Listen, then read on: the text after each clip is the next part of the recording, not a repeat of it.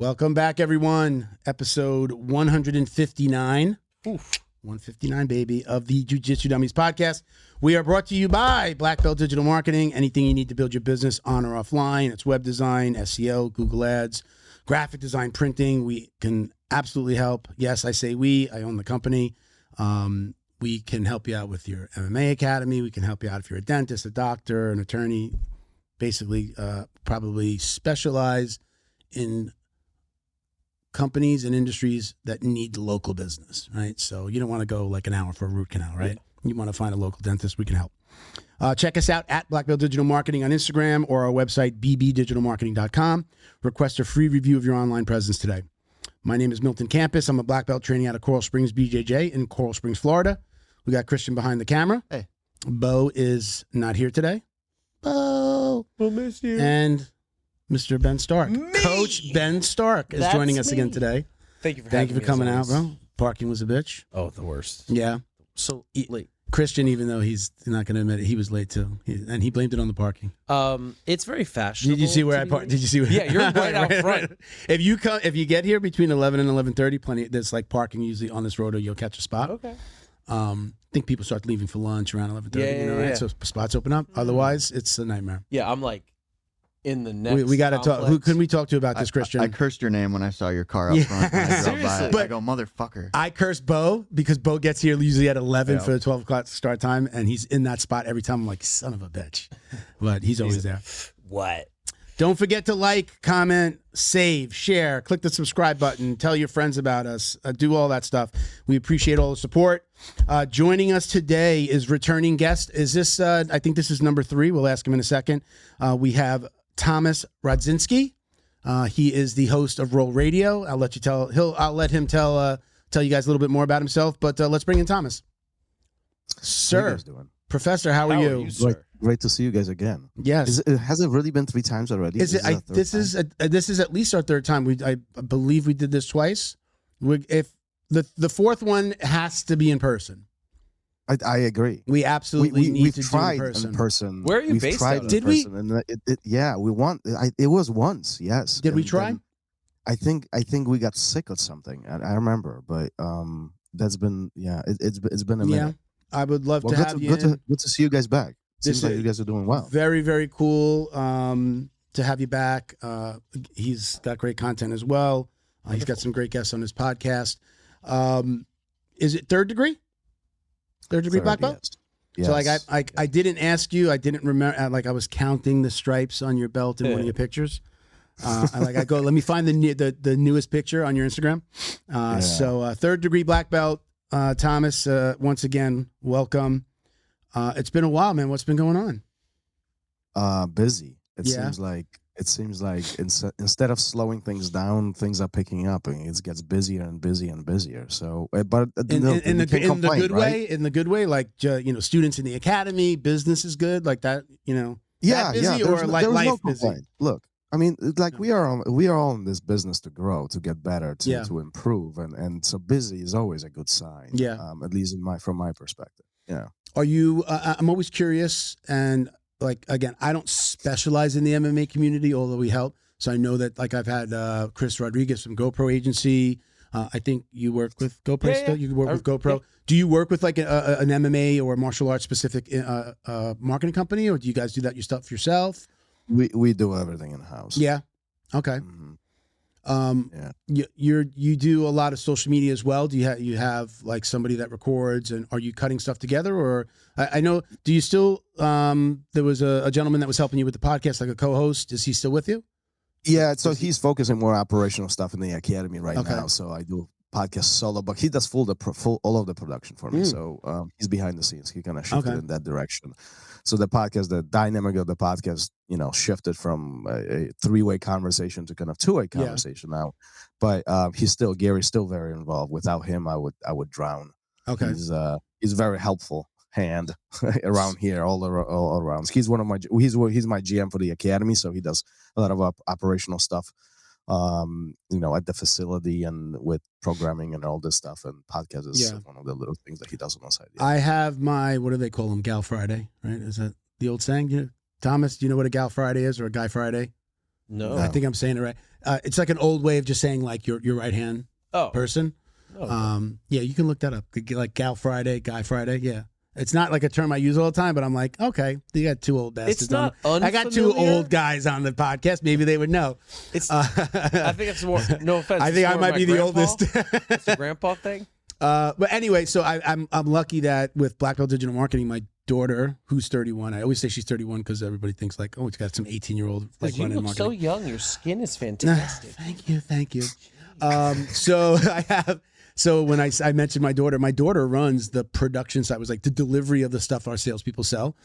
So she's managing, the social media, the graphic design, website builds, like everything. We book it. She's talking to everybody. I'm trying to be like you and guys. point on. And then with the Academy Safe, the nonprofit, one of my salespeople is our onboarding specialist. You've spoken, like she's been emailing you, Brandy. So Brandy helps out. So to your point, Thomas, I mean, I couldn't do this by my head would explode. And I've been very lucky that, it could have gone either way when you hire family. And my daughter is just like it's just like she's taken to it like a fish to water. And the same thing with Brandy. She's like become an amazing salesperson. And then to take on the task of helping us onboard on Academy Safe, getting people through the process has been really cool. That's great. So I've been very lucky because honestly, we've dropped to doing, we would do 2 or 3 podcasts a month. So we've stuck with 3 for quite a, we've stuck with 2 for quite a while. I would love, they're yielding, they're benefiting. We get clients because we do our read. We get people signing up because they hear about Academy Safe. And then I was telling the guys when I came in, this is my favorite day of the week. Is like, for me, it's work, but it's the best work that I get to do all week. So 100%. How about you, Thomas? With the it's very easy for the podcast to become like, oh, it's a job and I got to do it. But like, I admit, if I'm not doing jiu-jitsu and if I'm talking about it, I'm okay. Yeah. What about you, Thomas? Well, the same thing. I mean, I think again, my podcast started purely from boredness of the pandemic. So we were going nuts, right? Not doing anything, and that's how we started. And now I actually, few times there was a conversation: should we let go of the podcast? It's like this extra time and this and that. But like I can't. It's connecting with people and talking to so many great individuals and making relationships, and making connections, and this is all what this is all about, right? Making friends. I mean, making networking, right? So, I was going to say the networking, the networking piece for me has been incredible. Like I network for a living. I actually belong to an organization. It's a networking organization called BNI, chapters all over the world. And there's one person that represents each industry and you meet every week and it's been amazing. But like not even by design, everybody from the podcast has wound up doing something with us. Not everybody, but so many people. Like, for example, the board members on the nonprofit that we're running, Academy Safe, we got Joe Scargill, Secret Service agent, who I interviewed. We went to lunch and he was just like, I got some stuff I could bring to the table here, like introductions that I can make and on the board. Paul Geller, litigation attorney, one of like the biggest firms in the country, has sued Meta, Facebook, Meta is back when it was Facebook, pharmaceutical industry, like won billions of dollars. We've just invited him on the board. We had a fan that does our PR, who is an author and he worked for the newspapers for many years. Everybody has come from that. Rob, we met Rob from McDojo through the podcast. So these are all board members now, and everybody brings something to the table. But I didn't know that was going to happen years later. I've interviewed these people over the years, and then all of a sudden I'm like, hey guys, I got this thing going on, and everybody has either been like, hey, how can I be involved? Or with Paul, I said, hey, I know that we're this small nonprofit. Would you be interested in being involved? And he said, Milton, I've been waiting for you to ask me. He's like, I almost asked you, but I didn't want to be presumptuous. And I'm just like, man, I wish you would have, because you bring a lot to the table. So it's expanding and it's doing really good. But everything has come from this thing that I didn't even know was this networking piece of essentially the business that, again, I'm just having fun talking about jiu-jitsu. That's all about surrounding yourself by people who are better than you, right? And allowing for the project to grow. I mean, that's everywhere all the time, right? Yeah. We can't do it. We can't do everything by ourselves. Let me just say that I know Ben is probably, how many jobs do you have? Oh God. So I'm many. running 3 businesses, but Ben's got like 50 jobs. He's commentating. He's got the school. So I got he's hand wraps. He's got I've a got a t-shirt martial company. arts school. I'm a commentator.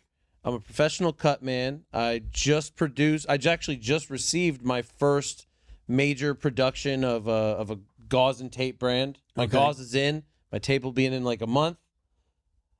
I didn't know if that was a thing I could do. I told you could promote cool. as long as we're not stepping on an existing sponsor. Okay. Like I'm apparel, like we're not the t-shirts. It doesn't conflict with Flow and Roll, so you're okay. I'm gonna start bringing I've told you before. Yeah, as long as it's not promote away. Awesome.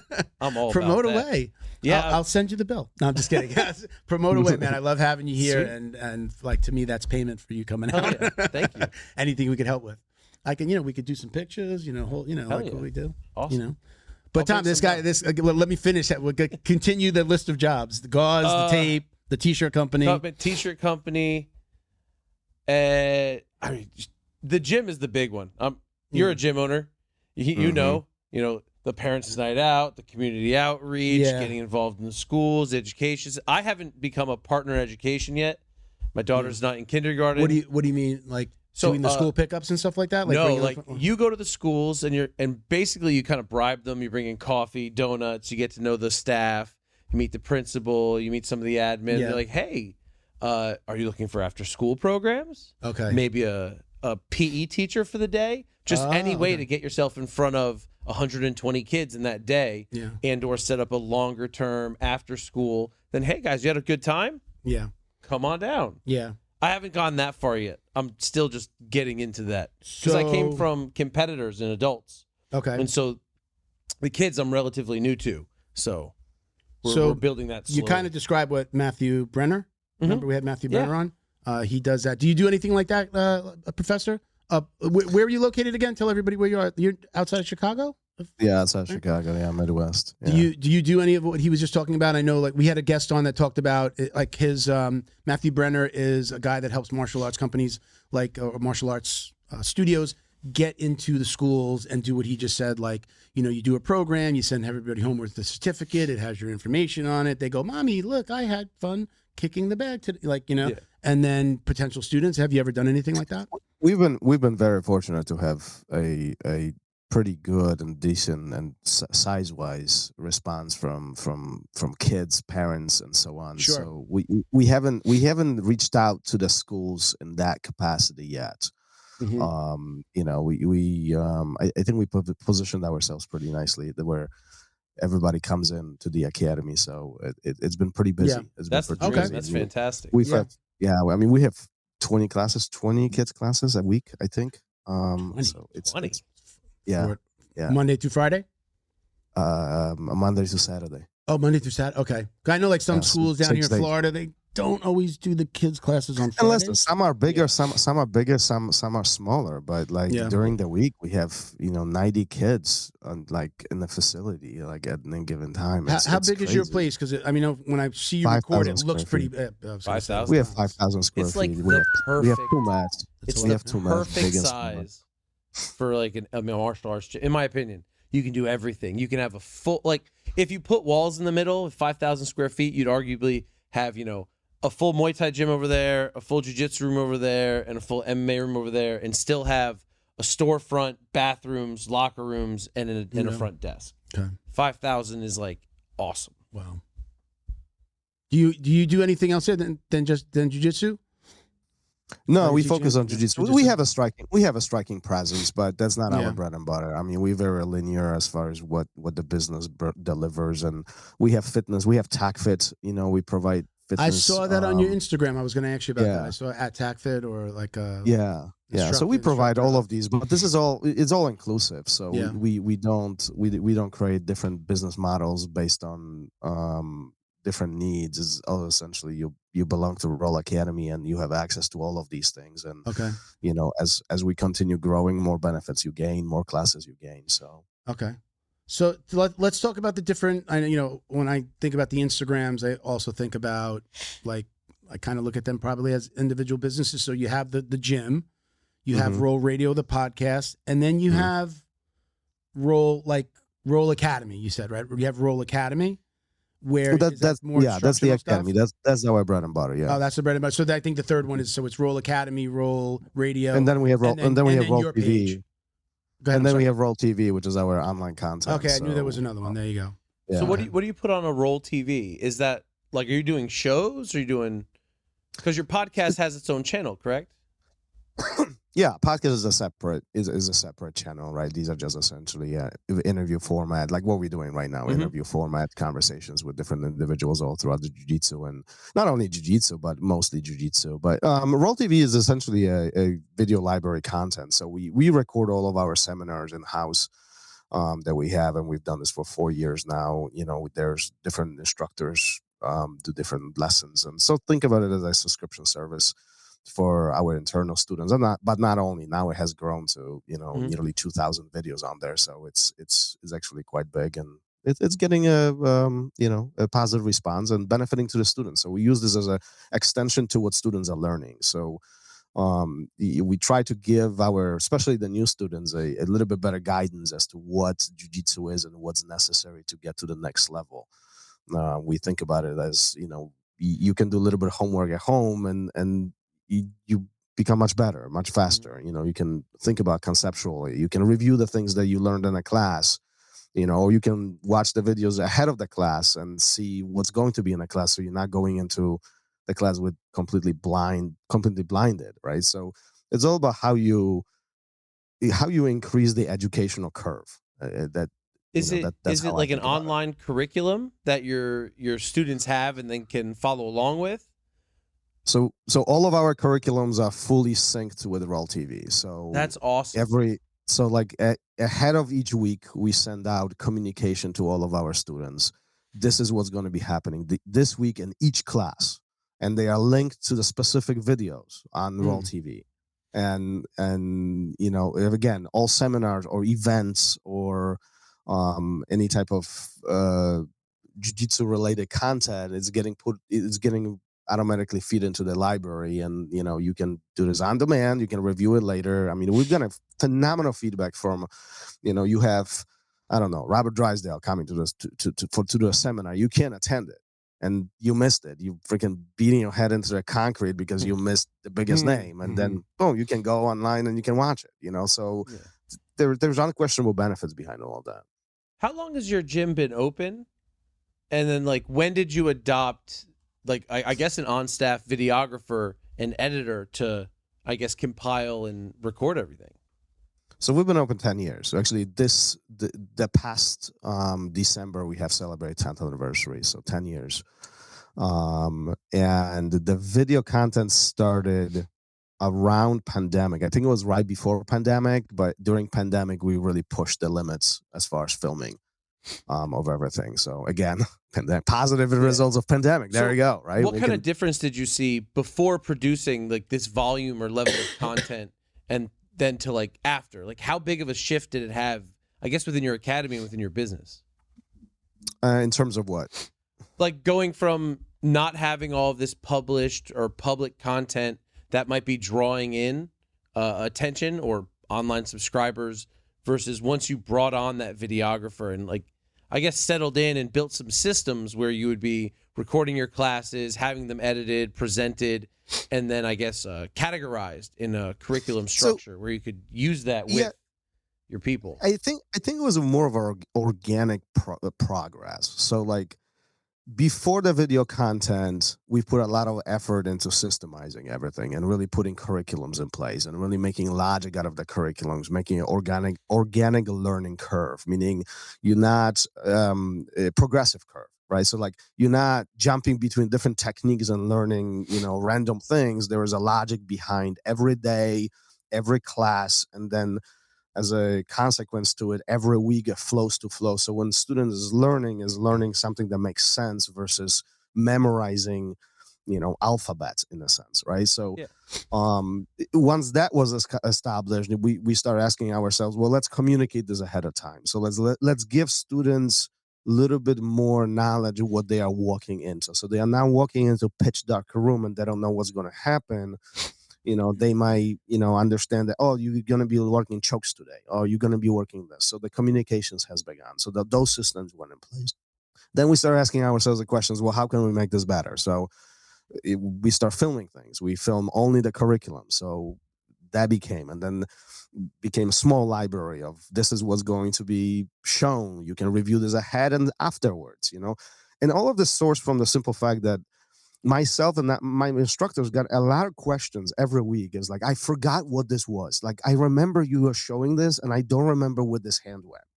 So it to provide more transparency to all of this and saying, listen, you can benefit by yourself. Like, you can be independent in this. And you can really learn.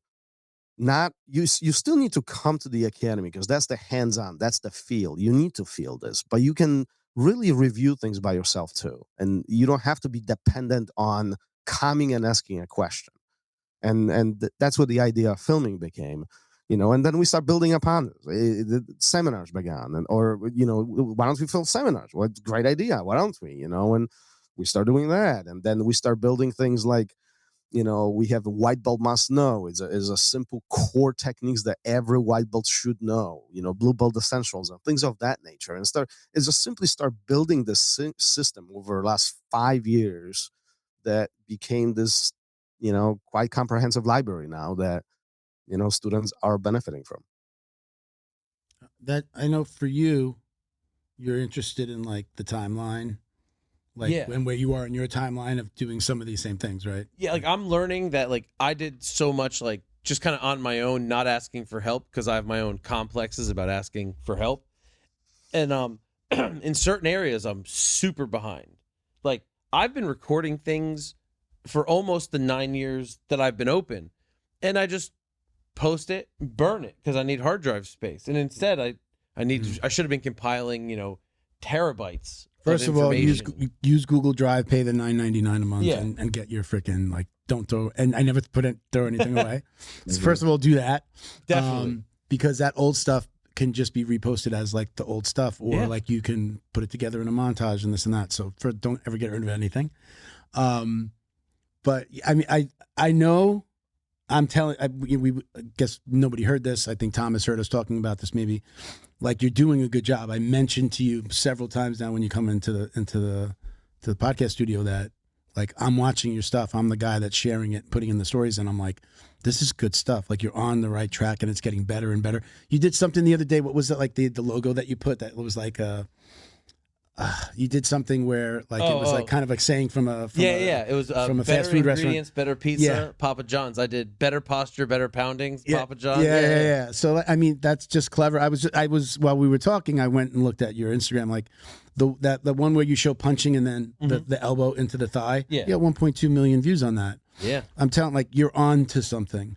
I think, especially for the jiu-jitsu community, you know, you're an MMA guy who's showing jiu-jitsu, and like people are going to follow you that do jiu-jitsu and that don't do any striking in their gym, but the striking that they're getting is from your stuff.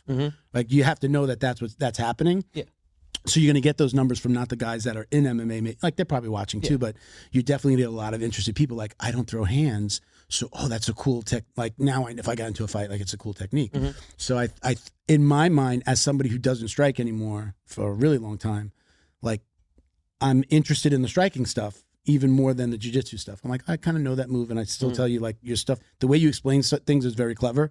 But I definitely like the striking stuff. Hell yeah. By the way, Thomas, just so you know, we have tough alum. Yes, sir. Ultimate Fighter alum here. You didn't get onto the season, but they showed you on the show. I got into the elimination round, but didn't get in the house. Okay. Yeah. I saw some pictures you posted recently. So, like, when you were a young buck, you were a little svelte. A little svelte. Hey, you know. So he's been around. He's been around. You've got don't tell my follow wife. him, MMA Coach Ben, man. Follow him. He's a great follow. And like, great commentator. I'm like I'm flattered that he asked to, like, hey, you ever want somebody to come on the podcast and go? I'm like I knew what this other stuff that he's doing, and I've heard him commentate, and I was just like, hell yeah. I'm not going to pay you, but you can come on. I like talking. If you want to come and talk for free, but that's why I was telling him before, I'm like, hawk your wares, whatever. What's the saying? Yeah. Like, just put your stuff out here, man. Let's get you some promo. Yeah, man. I think like you guys, it seems like you're on a similar path. Like he's been doing it 10 years. How long have you really been like on social media? This May will be 10 years. Yeah. On social media though? Oh no, on social.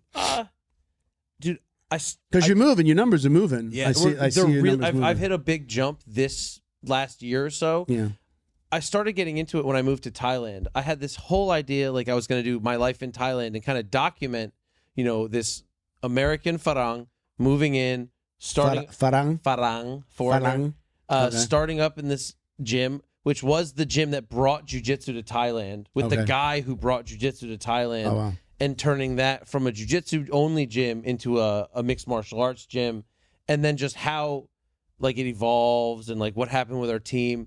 And honestly, like I've got this imposter syndrome where I'm like, who gives a shit? Why would anyone care? And in reality, there's people. I'm a 30-year-old tough veteran at the time, 3-stripe brown belt. I was going to say 30. Yeah, this is a long time ago. At that time, brown belt, who's living in Bangkok, Thailand, building a fight team.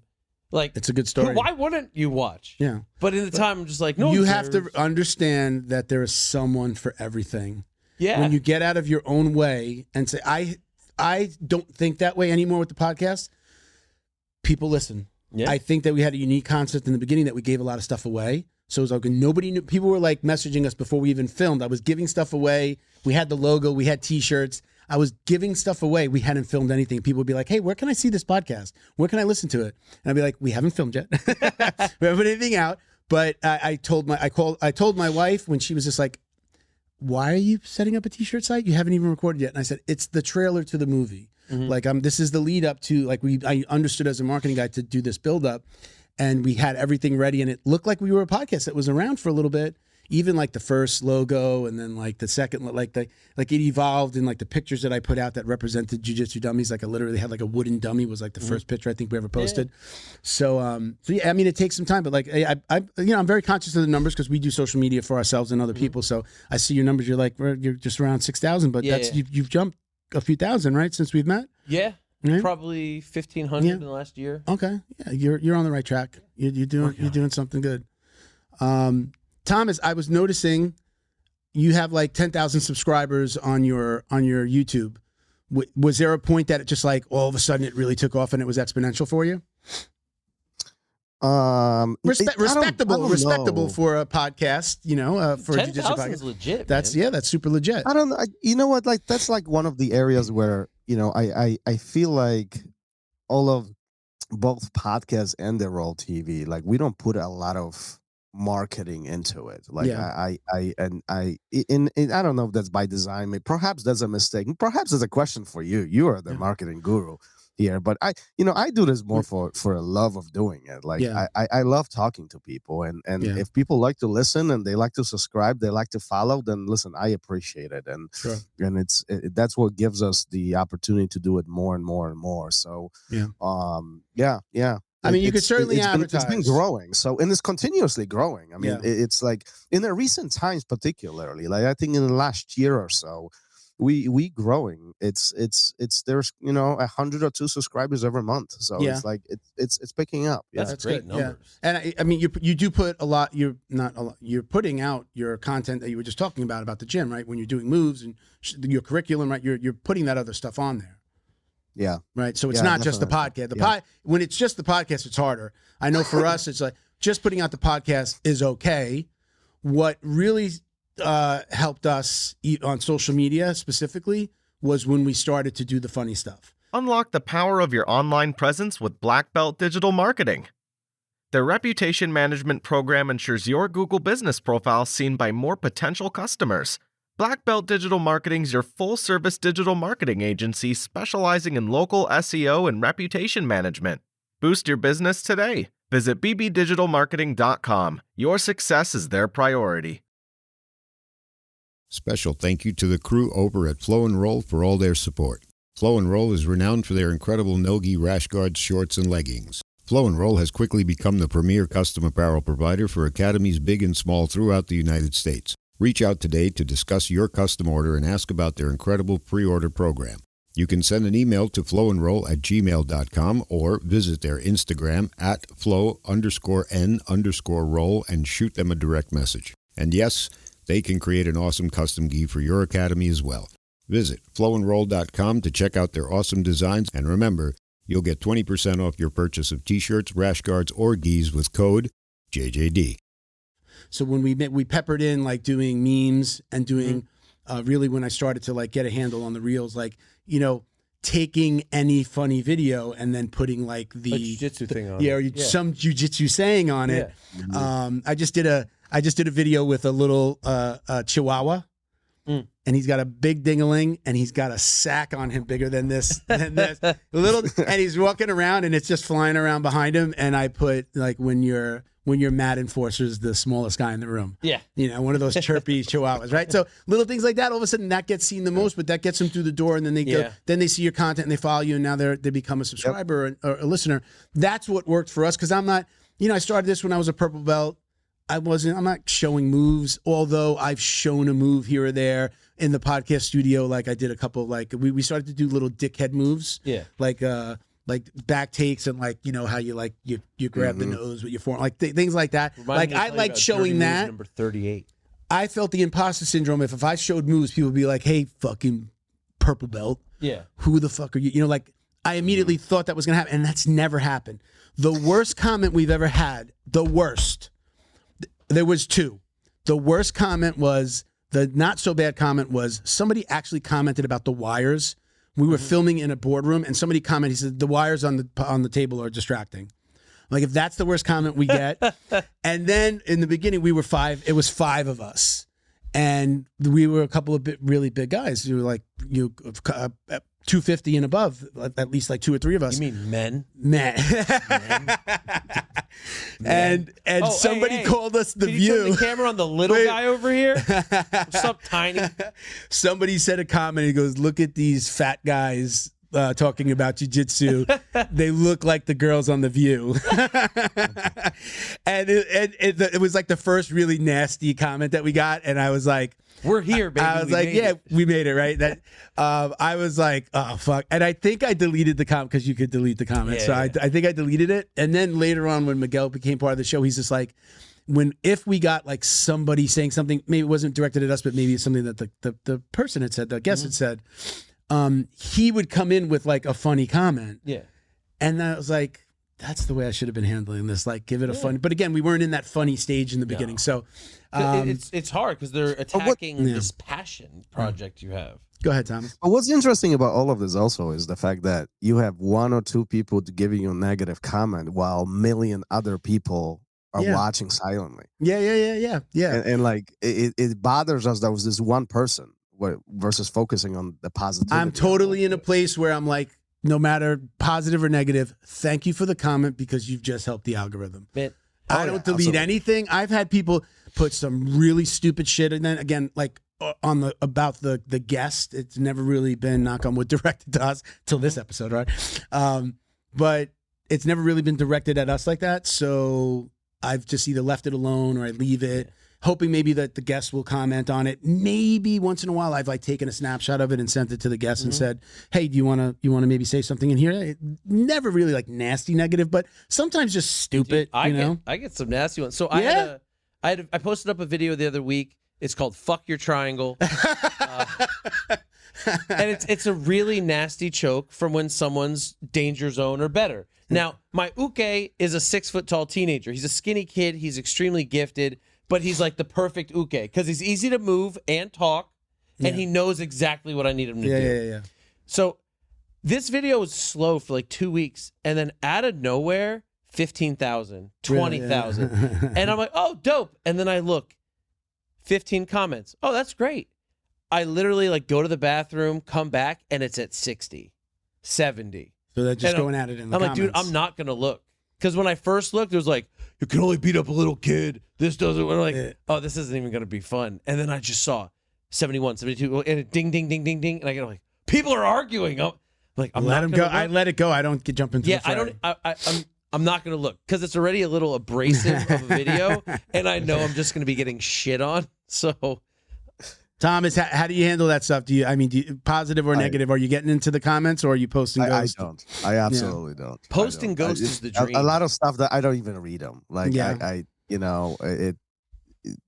Yeah, no. It's unfortunate. It would bother me, and it's unfortunate because I think people respond in a negative way more often than they respond in a positive way. Yeah. You gotta have a thick skin when you are in the public eye. You have to. Like that. It's not for everybody, and you have to get used to the fact that there are people who will benefit from this and they are silent, and you just gotta put your head down and keep doing what you're doing. Yeah. Or you can not feed the trolls. Like, just never respond to the trolls. Only respond to the positive or the engaging or the insightful, and just stay silent. So people gotta at some point realize, they're not gonna respond. It's like posting is like guys post the technique, whatever, jiu-jitsu technique or something, and you got, guys responding, somebody's responding in a negative way. They're a hero behind the keyboard. And yet it's like you have few hundred students at your academy and they appreciate everything you do. So it's like, which one are you going to fight? Like, why are we wasting time here? Yeah. For me, I did take, I used to listen to Rogan a lot more than I do now.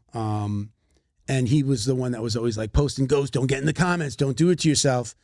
And I was just like, oh yeah, that's what I want to do. But I do see the benefit, again, as a marketer, keeping the conversation going is good. The listeners feel connected to you. And it helps the algorithm. I mean, that's just it. Right? It helps the algorithm. So I think that's great, but it's like another job sometimes to keep up with it. Like, I will stop my workday 2 or 3 times, like throughout the day, there's 2 or 3 times that I just sit down with my phone or go walk the dog and I'm on the phone, and then I'm doing just my social media stuff, accepting collabs, posting, doing all that stuff. It's usually happening 3 different times a day. The last one's usually I'm laying in bed getting ready to go to bed and I'll check one last time. Yeah. But the commenting, I think, again, I don't really get a lot of negative stuff, so it's usually like, okay. With Academy Safe, now we get like, hey, there's a guy and there's a creeper in this gym. You should check them out. So then I'm like, okay, send it to Rob. We had one happen this week. I had to send it to Rob. Yeah. Rob's looking into it, like a registered SDX offender. Yeah. So, we had to, we're looking to do something. So, but posting ghosts is ideal, but if you're trying to build the social media, not everybody's trying to build the social media as a brand for something. Some people are just doing it for fun and it takes off. But, posting and ghosting is ideal if you're just kind of like, I just like to post and it's for me. Yeah. If it's for a business, you do have to get in there or have somebody get in there. 100%. But the comical, I learned, again, shout out to Miguel, who was a co-host for a few years. He was the one that he would comment. He was always on social media. He would comment and I'd be like, I don't have to do anything with a funny comment or something self-deprecating, like, we are a bunch of, if you're going to comment on something on the Jiu Jitsu Dummies social media and call us idiots or dummies, like, it's in the fucking title, man. We was always, I'm the dummy. We are the dummies. In the beginning, it was me and a bunch of people we had one black belt. Everybody else was purple and below. We are the dummies. We're talking to people to educate ourselves, to talk, to be stupid, to be silly, and talk like I think it resonated in the beginning because a lot of people would say, this is how me and my friends talk when we're picking on each other, we're drinking beers, having a slice of pizza. Yeah. And I think that's what resonated because it's, again, I think one of the most popular and common comments was, this is the way me and my boys talk after jiu-jitsu, or when we go out for a drink, or on the weekend when we get together, we're bullshitting like this. I feel like I'm in the room with my friends. And I think that's why we had like that little bit of grassroots movement in the beginning. And I just never lost. I don't think we've ever really lost that feel. That's what we are. We're not coming on. Okay, show me when I go. My arm is here, and show me the triangle. Like that was just never our thing. It was just kind of like I'm interested in your life around jiu-jitsu, and when I can find something that you do that's like attached to jiu-jitsu but maybe not in the academy, like I love that. Like again with Ben, it's great to talk to Ben because he's commentating over here one week and he's got the raps channel, he's got the hand raps channel, like he's doing all these different things that feeds my soul as somebody who's got a lot of things going on, to see somebody else doing that. Thomas, RõL Radio, you got the academy, you got the podcast, like all the things you're doing that like resonates with me. I want to know more, so it's not always, it's not going to resonate with everybody, but I think, again, the people that listen to us, they're interested in the same things we are, So Let me take this minute to let me do some shout outs. We waited a little bit longer than normal, so I'm just going to do a couple of our reads. Thomas, you bear with me for a few minutes, I okay? thought we were already like deep in the show. Oh, we are. I've been, like I said, I've just been moving it around. So thank you to our friends over at Flow and Roll, producers of the best custom gi and no-gi gear in the business. Visit them on Instagram at flow_n_roll. Check out their custom designs they've created for academies and competitors across the country. Gym owners, stock up on your gis and no-gi kits at flowandroll.com today. Visit their website and get 20% off with code JJD. And we're doing a very special with Flow and Roll. You have to mention the podcast. Basically, they're going to give you, if you want to get a custom rash guard designed, they're going to give you, whatever your order is, have to be at least 25 pieces. They're going to give you 25% more rash guards on top of your order. So just in its easiest, just use a nice round number. If you buy 100 rash guards, you're getting 125 rash guards at the price of 100. You mentioned the podcast. It's only here. No one, you're not going to get it. No, you're not going. You have to mention the podcast every time you order. So if I make 5 orders, this is going to be this is like a one-time special. You'll get this is like on your first order. Okay, got it. Okay. No, sorry, I wasn't. Podcast exclusive. Your first order with Flow and Roll. Leo Optics. I got my brown ones on here today. I'm sorry, Leo Optics, that I don't remember all the names of they're all named. These are a little bit more like the bamboo wood look than the black ones that your wife stole from you. Yeah. Your wife stole them. I got to get you another pair. I always like to show. Right, we got the little stripe there for black belts. Right. What do they call that stripe? Does anybody know what they call that stripe on the belt? I recently found out that apparently it's supposed to be on one side or the other. You just found that out? I mean, I didn't know that was a thing. It's the left side. So it's the why? left side. There's Thomas. Do you know? I've heard of why. Do you know why the stripe is supposed to go on one side or the other? I do not know why. No. Do you wear the red stripe reasoning. on? Do you wear it on the same side all the time? Yeah, I do, but I don't know the reasoning behind it. Which side? I'm left. Left.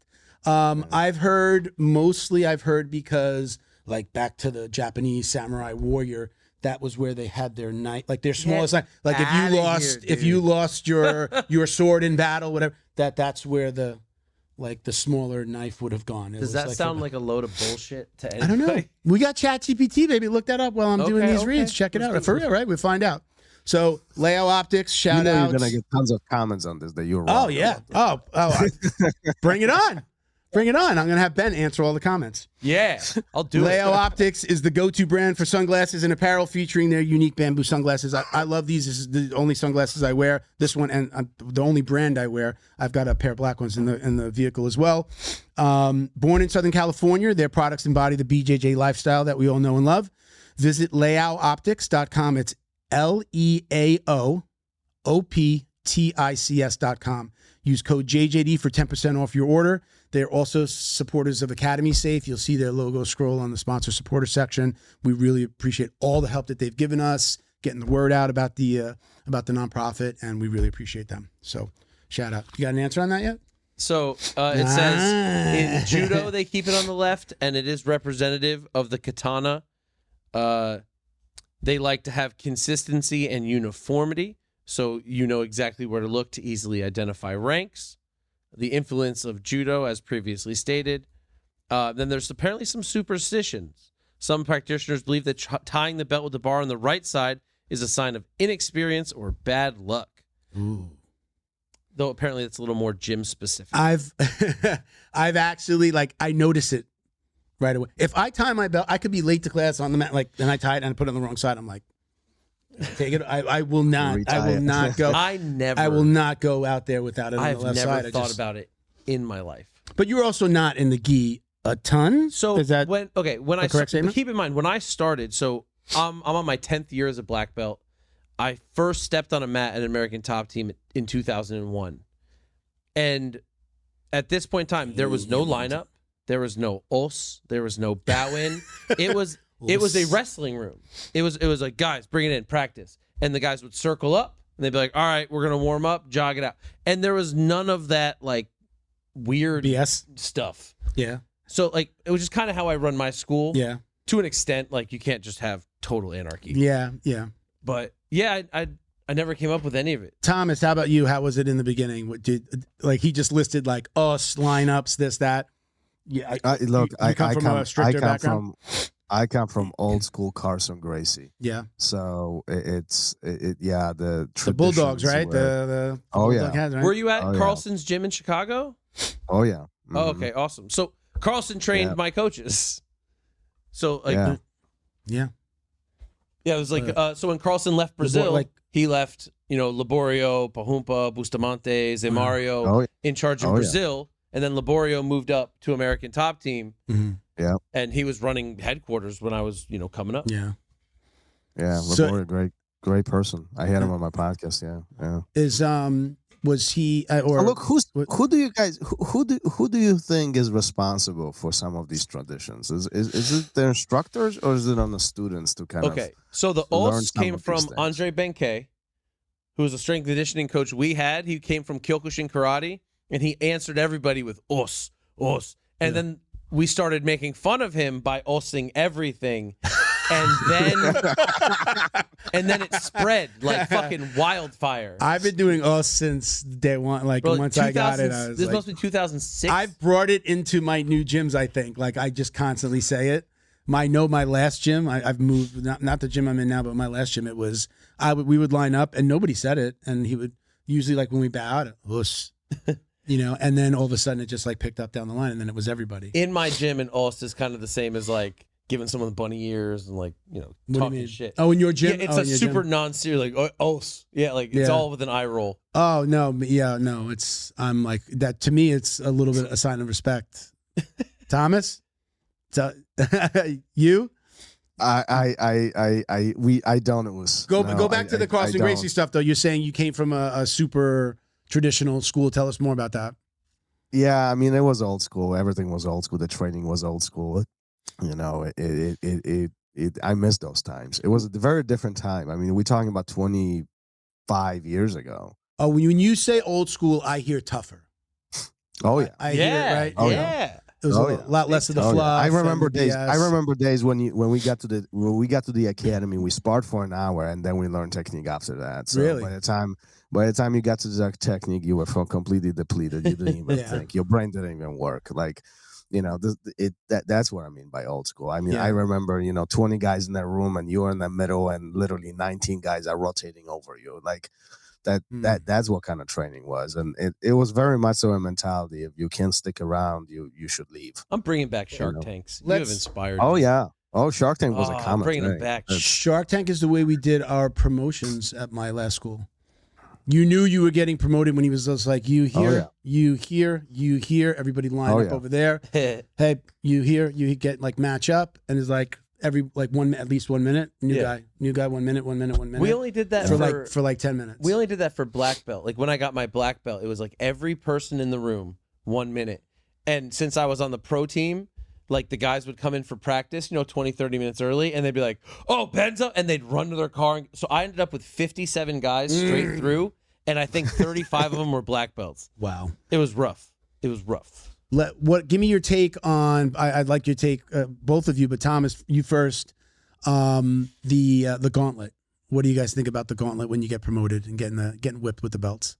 You dip in your controversial things, right? Yeah, let's do it. That's fine. Let's look. I think it's a tradition that started somewhere back in the day, and and I know it's respected by many, and many still do it to this day. I don't do it in my academy. I think rewarding a student with a new rank, it represents a success and it represents celebration, and I'm not sure if that's the route that I would go to do that. But I don't criticize it how to do it. So it's to each their own. My school does it, but it's not like mandatory. Take your top off. It's usually like we're mostly gi school, so it's take off your gi top. You still have your rash guard on. Mm-hmm.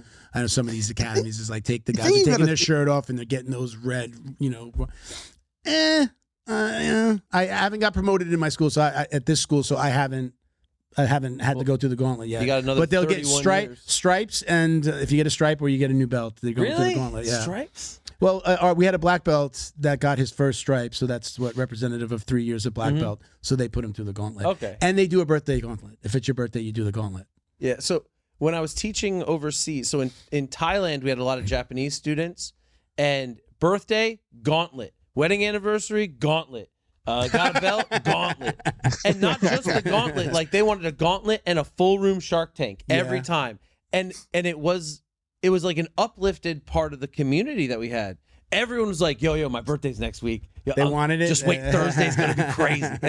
And it was strangely uplifting for how aggressive it was. I like the Shark Tank because the Shark Tank is part of what you're doing. Yeah. Like making you fight to your near exhaustion where you're just so like, here's the question.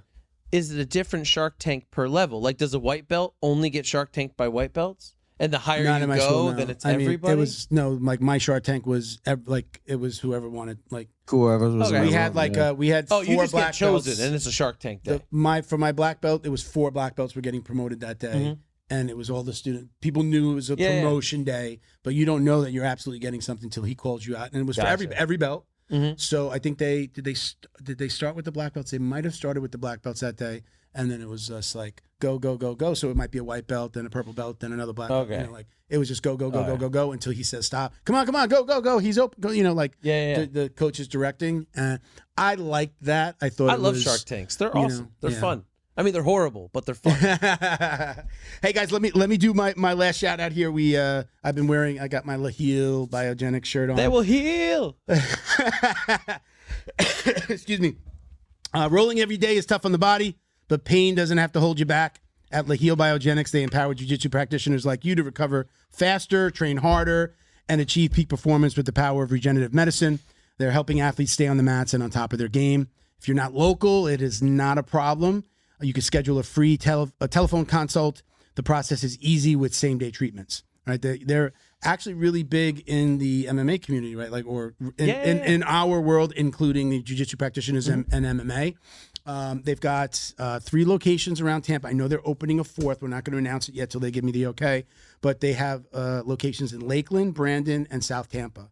So I like to say, like, you don't need to go to Mexico. You went to Mexico once. I did go to Mexico. You did go to Mexico once. And you had success. You were happy. Tacos were really good. You were happy. And then we told my friend Ray to go to where you went. Yeah. And he was less happy. He was a lot less happy. We won't say the name of the place, but they were a lot less happy. Yeah. He was a lot less happy. He couldn't even walk onto the plane, walking through the airport. I saw him when he was here, so I could imagine what it was there. Literally like an old man walking through because he had so much pain. Yeah. Basically, he wound up having a lot of inflammation, and he had injections into his spine, and so it was not the best for him. It took him months to recover. And you knew him when I found out you knew each other. I said, hey, you got to talk to Ray. Tell him to go to get. I felt horrible because I was like, dude, because for me it was absolutely life-changing. Yeah. And to see that he had a bad response, that's unfortunate. Well, you don't need to go to Mexico. You could check out Laheel Biogenics. Again, they have 3 locations in Florida. This is in that Tampa area. It's Lakeland, Brandon, and South Tampa, like I said. Don't let the pain and injuries hold you back. Schedule your free in-person telemedicine consultation today at Laheel.com. That's LEHEALL.com. And let them help you get back to doing what you love. And if you mention the podcast, you get 20% off your first treatment. That's legit. That's really good. We've been trying to schedule. We're looking at April now, which is like our schedule, their schedule. It's just been weird. And I'm bringing Bo with me. I'm bringing my videographer, Bo with me. So we have to pick a Saturday because we're usually podcasting on Friday. It's hard to get up there. So we're gonna pick a Saturday in April, and then we're just gonna collab with them and get that done. We do a podcast with them while we're getting IVs. So it's hard to get. I want Stacy and Nathan, the owners, to come down, and I think Stacy does. She's the not. No diss on Nathan. She's the brains behind the cocktail that you're gonna get, or what you should be doing. And wait, can we drink on the show? What's that? Cocktails? Go ahead. I know what you got in there. So she's absolutely I've seen her on another podcast. Actually, a couple of podcasts, we've linked to a video that she did or a podcast that she did where she explains peptides and stem cells and all the things that they do and the types of stem cells and why this, like the Mexican thing, like what would you be going to get in Mexico? What could you get here? Like people think that you can't get stem cells in the US. You can. There are different types of stem cells. I will let her explain it. I'll actually put that link in this description again because it's, I think, super, super informative. And I mean, it helped me understand. I mean, I'm hearing these words and I'm just like, is it going to make me better? Put it where you put that needle wherever you need to put it if it's going to make me feel better. Anywhere? And I'm going to do my lower back. We were talking about my shoulder, but my shoulders are actually like, okay. My lower back is like tying. I can't tie this shoe. I got to bring this foot to me. Like my left, I can't get like. I've actually lost. I was sick, so I lost like 7 pounds in the last week. Dude, I've heard about a few people who have had that same experience recently. Yeah. And I got to keep it off. Usually, I lose 7 and I gain back 10. 100%. Right? You know. So thank you, Thomas. I appreciate you being patient. I wanted to do those reads for our awesome clients. We've got Laheel also does this alpha lipoic acid. You said that somebody was it you that said that somebody? Oh, Paul Geller. Was like he talked to that big time guy that's talking to like Dana White and advising all these guys. I forget his name. He's just like, he's telling me to take this. He's like, you've been taking it? What do you think? I'm like, I just started taking it, so get back with me in a couple of weeks. And then a joint formula as well. So very cool. Smile. Thank you, Nathan. Thank you, Stacy. We appreciate all your support, man. So Thomas, let's get back into it. So what else you got going on up there, Thomas? Tell us a little bit more about the academy. You know, how many students you have up there? You know, have you ever thought of like franchising or opening up other locations, or is that just not in the cards for you? Oh no, I think that's a long term. That's going to happen. I think it's surrounding yourself with the right team. That's really what it is. You know, it's older we get, it's all about growth. We continue growing, so I don't think we've ever stopped. You know, like the pandemic hit hard, and then I think everybody shrunk significantly, and then we easily suppressed those numbers shortly after. So from that perspective, we're not complaining. I mean, I mentioned our kids program. It's just freaking insane. It's crazy. How many kids total? Nearly 200. Wow. 200 kids alone? That's fantastic. It's a lot of kids. I just like to say, and we're not even trying. I'm telling you, John, we're not even trying. Like it's you know, we got a great team. I mean, we have a great team. So. What is the scene like there? And when I say scene, like definitely like South Florida. Like there was an article written about my city, Coral Springs. It's not the biggest city in South Florida, but there is this like, it's become saturated with jiu-jitsu. The American Top Team, Gracie Baja, my school, Silver Fox, Alliance, all within just like a 2-mile radius, if that. American Top Team, when they closed down the headquarters to the public, like 6 gyms. They opened up a gym. Again, Gracie Baja's right up the road. My old school is in the middle there. But yeah, I mean, it's just like kind of. I wouldn't compare it to Austin, Texas, but you know, if you do Jiu-Jitsu Austin, Texas, like you search that, and when the map comes up, it's just like red. So what is it like up there in Chicago where you are, Thomas? You know, it's getting more saturated. Definitely, there's more academies, more jiu-jitsu gyms, more MMA gyms popping up. But I was just speaking to somebody about this. You can divide them into like 2 categories. You have these clubs. They're like these small facilities, you know, and maybe they have 50, 70, maybe 100 students, if that. And then you have these like full-time academies, full-time businesses, which are really focusing on servicing the clients, you know. So there's this very clear divide. These small places and the larger places, you know, and there's, you know, clearly differences between them, what they offer, the scheduling that they offer, the diversity of programs they offer, and so on. So that's becoming pretty visible. So like if anybody's looking in this area, that's what I always encourage to take a peek at. You know, how many instructors do they have? What's their schedule? Do they have 1 class a day, or they have 6 classes a day? Like how many kids classes do they have? What's the divide in ages? You know, how many classes do they offer? Is it gi, no gi? Is it striking? Do they have fitness included? Like all these things do matter, you know, when you sign up in a place. Ultimately, the way I think about it, I would rather for you to come to my place and do your stretching, workout, recovery, and jiu-jitsu versus go to 7 different facilities. Like why waste time driving, right? So is that the thing that you would say sets you apart, or go ahead and like tell me what sets you apart from those other academies? If you had you're talking to a parent on why they should come to you, what's your pitch, if you don't mind me asking? What is it about you guys? One, I will tell you that, and I take a lot of pride in this, but I do believe that we are the cleanest facility that you can find. Yeah, like we take a lot of pride in that. We have our programs are extremely structured, extremely organized. We have a phenomenal team that runs our adult programs, our striking, our kids programs. So we put a lot of effort into the operational efforts to make sure that everything that you get what you signed up for. There is no surprises. We have phenomenal communication with our clients. We put a lot of efforts into the relationship with our clients and our students. So that I think that's a big visible factor when you become a member. But the schedule, I think, is what we offer from scheduling perspective. It is really what sets us apart. Like we have 4, 5, 6 classes a day. So kids and adults. Like, do you have like morning adults and afternoon adults classes? Oh yeah. We have 2 morning classes, 3 morning classes, afternoon classes, and then from 4 p.m.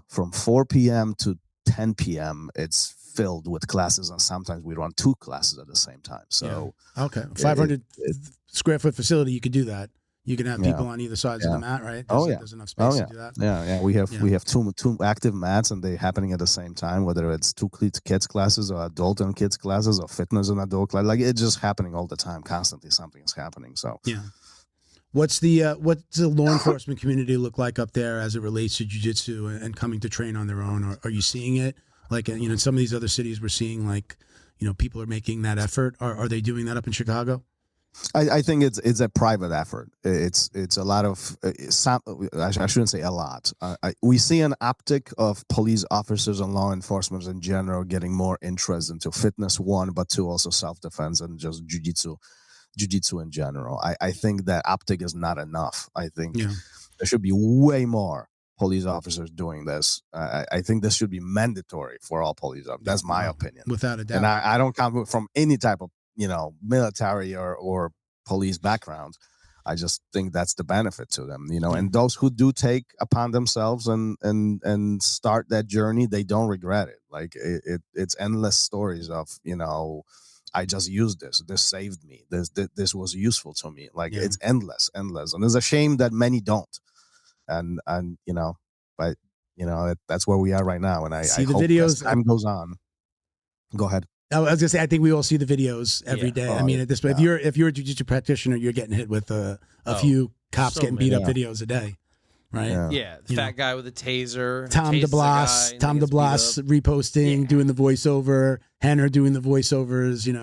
I keep on doing it. I want to see them, but it's a little nuts that you got the fat cop getting like somebody running away from the fat cop, or him, not being able to get the cuffs on somebody and then them running away, and then you see him like he can't even catch up. Like, I mean, you're seeing those just about every single day, right? Yeah, I'm not the only one. It's crazy that there aren't like continued PT requirements. Yeah, like once they're in. My dad was a cop in New York. I asked him all the time, almost like refresh my memory. Like there was the only thing that he had to do was certify for his weapon every year, once a year. You had to go to the range. You had to shoot. And you had to qualify. Even that's mind blowing. Yeah. Even that's mind blowing. Yeah. Once a year. Yeah, for just your weapon. I know, but I'm just saying. Like, I would imagine that they should be shooting every week. That's the thing. There's not even a requirement to go shooting to go to the range, but it was like you have to come in and test and show us that you're proficient with your weapon.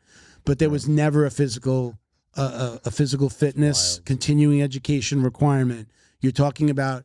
He was on the job for 23 plus years. The academy was the only time he had to pass any type of physical fitness, and then it's nothing for 23 years. That's insanity. That is crazy. Now, I don't know if that's changed. I don't think it has. I don't think it has in New York City. Somebody,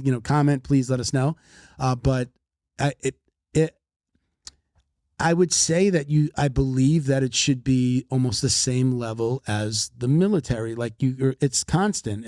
You've got to exercise multiple times a week, How or else are you gonna be good maybe at even every day. You need to be doing. That's part of the job. You need to be in shape to do this job. I mean, just getting your gun out of a retention holster takes like a certain level of skill. You got to practice that.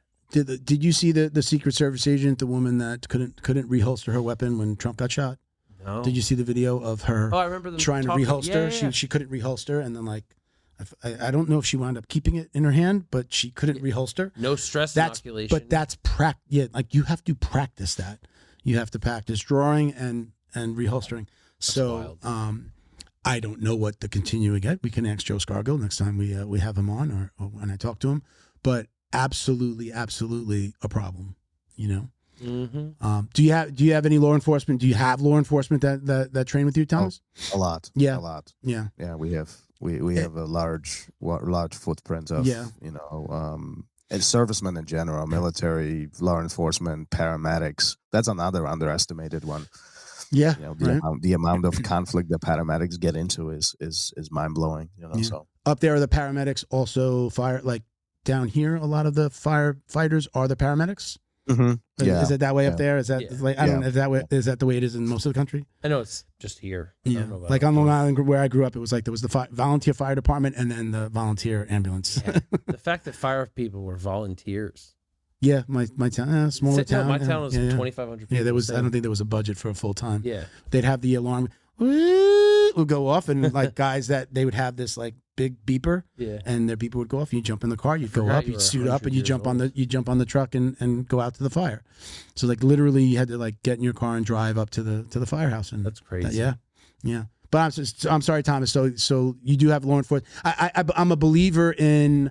Ever since my first academy, my coach was a former Marine and had PTSD issues. He would give away his classes, and he would give a free, not a free anything. He would give away class to any service member, active or veteran. They did not pay at the school, and it was very, very eye opening getting into jiu-jitsu in the beginning, and honestly seeing how much they needed this. And he belonged to a PTSD organization. Like he used to go to like a open therapy, session. And sometimes he would recruit them and they would come in. And sometimes we turned into the therapy section. We would like sit down, we'd be stretching. And 2 hours later, we had not done any jiu-jitsu. And these guys were just talking about their time in the service. They needed a place to vent. Sometimes guys would come in, you can smell the alcohol in their breath. And it was just like we knew they needed it. And we would just sit and talk. 2 hours, not one lick of jiu-jitsu, nothing. And it was just really sitting. They needed that therapy session. I wound up becoming all of my co-hosts in the beginning were service members, or there was one girl that podcasted with us, and her husband was a Marine, and we wound up working with We Defy because of that. And like that, I really always respected service members, but then this connection with jiu-jitsu was just amazing. It's something that I you don't know if you're not in this world. You don't understand. And even now, jiu-jitsu is totally like keeps me freaking sane. Even this keeps me sane. Talking about it keeps me sane. Yeah. I'm sure you have to run into that a lot up there, Thomas, right? Like these guys coming in, like they truly need this as therapy. This is their therapy. They might not be going to talk to anybody, but they come to jiu-jitsu for their therapy.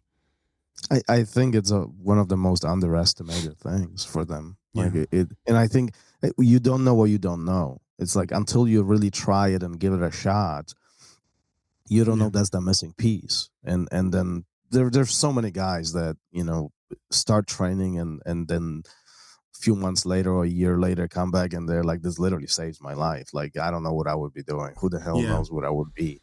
Like this literally changed the direction of my entire life. When they say that, they mean they'd be in a really bad place or dead. They'd probably be dead in jail. Oh yeah. Like we all say jiu-jitsu changes lives or whatever, saves lives, the cliche saying. But like in some cases, it's really true. Like it could not be, it could be much worse. Yeah. I've seen it. I did not serve, but hats off to those guys. And find yourself a jiu-jitsu academy if you're that stressed. Again, I don't listen to Rogan a lot, but I used to, and one of the things he used to say was, just imagine like you come home from like a stressful day, and like some people, like the joke is like women grab a bottle of wine and they sit right.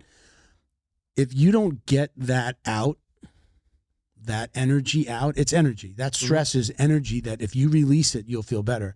I know, like when I don't get to the gym, I'm doing it now. Like I'm always shaking my legs. Yep. It's not because I'm nervous. It's like a little like energy. It's like this energy.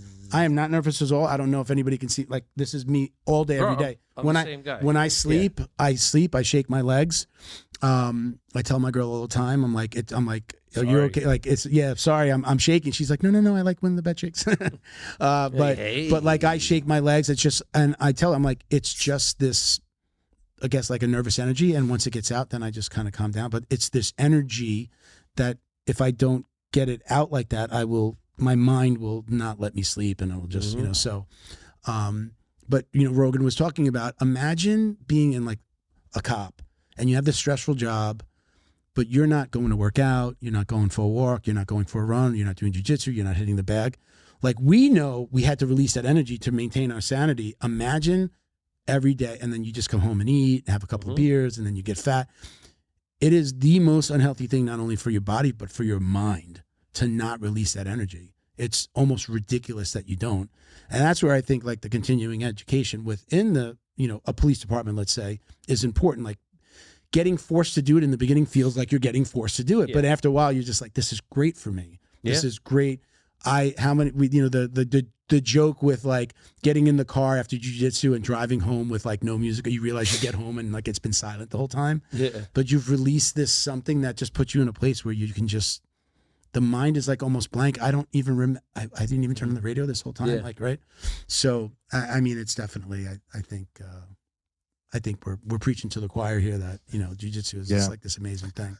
They all should do it. And then I'm hoping as time goes on, this is going to sway in that direction where, I don't know if it needs to be mandatory or not, but definitely more of them need to do it. They need to. I mean, I think departments are adopting it more and more. I've seen a couple articles where there are departments that are like, you need to finish your blue belt by the time you get out of academy to be hired, or just to get finalized.